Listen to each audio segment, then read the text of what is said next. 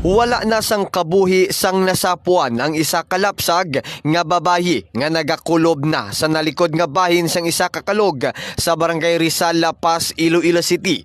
Sa interview sang Radio Bandera Iloilo kay Nanay Hayahay Osteque, 80 anyos, tagiyasang balay sa di nasapuan ng lapsag.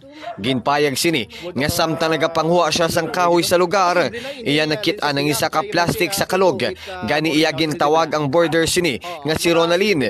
Agod lang taon nila kung ano ang unod gid sini. Ginkuhit nila sang tukon ang plastic kag diri nila nakitaan ng isa ka lapsag nga babayi. Ginpahibalo nila ini sa otoridad agod mahatagan sa nagakaigo nga tikang ang natabo. Pag-abot sa mga health workers, ginputos nila ini sang plastic kag ginsulod sa karton ang lapsag. Gindesisyonan na sa mga opisyales sa barangay nga dalon sa St. Clements ang lapsag agod nga ipablessingan.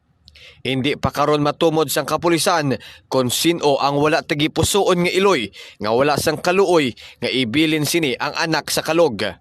Nagapadawin pa ang investigasyon sa mga otoridad. Ini si Kabanderang Roberto Gakit Jr.